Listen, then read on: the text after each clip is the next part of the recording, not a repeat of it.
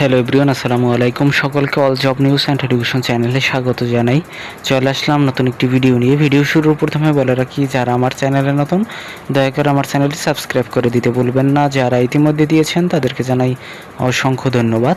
তো আজকে ভিডিওর বিষয় হচ্ছে, এখানে দেখতে পাচ্ছেন যে প্রাথমিকে 32,000 পদ শূন্য পূরণ নিয়ে যা বললেন গণশিক্ষা প্রতিমন্ত্রী। তো প্রাথমিকে কিন্তু একের পর এক সুসংবাদ আসতেছে। তো এখানে এই নিয়োগ প্রক্রিয়াটি কবে হবে এ বিষয়ে আলোচনা করা হয়েছে। তো আপনাদেরকে দেখিয়ে দেব বিস্তারিত, দেখতে ভিডিওটির সঙ্গেই থাকুন।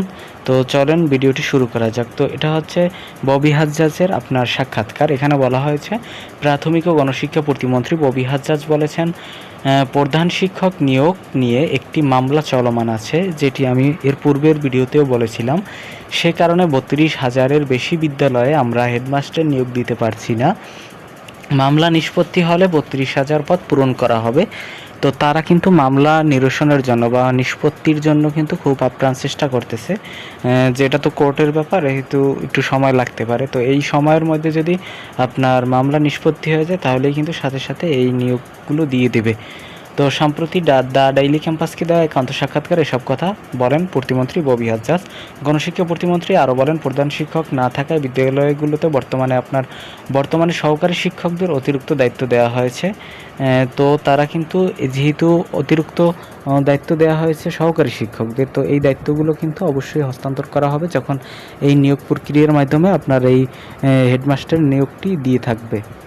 তো এরপরে বলা হয়েছে, দেখেন, প্রাথমিক বিদ্যালয়ে শিক্ষক সংকট ও শ্রেণীকক্ষে শিক্ষার্থীদের অতিরিক্ত চাপ কমাতে কী ধরনের পদক্ষেপ নেওয়া হচ্ছে এ বিষয়ে জানতে চাইলে প্রতিমন্ত্রী বলেন, শিক্ষা ব্যবস্থার মান উন্নয়নে শিক্ষক নিয়োগ প্রক্রিয়া, কেরিয়ার ডেভেলপমেন্ট এবং স্টার্টআপ ট্রেনিং আরও কার্যকরভাবে বাস্তবায়নের জন্য একটি সামগ্রিক পরিকল্পনা প্রণয়ন হচ্ছে। বিষয়গুলো এখন পরিকল্পনা পর্যায়ে রয়েছে এবং কীভাবে আরও উন্নতভাবে বাস্তবায়ন করা যায় তা পর্যালোচনা চলছে।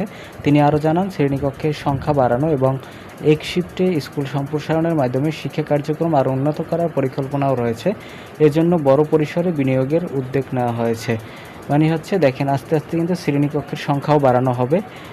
তো দেখেন, এই নিয়োগগুলো কিন্তু এবছর না হলেও আগামী বছর ইনশাল্লাহ হবেই হবে। তো আপনারা এখন থেকেই প্রয়োজনীয় প্রস্তুতি গ্রহণ করুন, তা না হলে কিন্তু আপনারা এই নিয়োগ পরীক্ষাগুলোতে আপনারা প্রতিযোগিতা করতে পারবেন না। তো এই ছিল আজকের ভিডিও। দেখা হবে পরবর্তী কোনো ভিডিওতে। সঙ্গে থাকুন আমার চ্যানেলের। ধন্যবাদ সকলকে। আল্লাহ হাফেজ।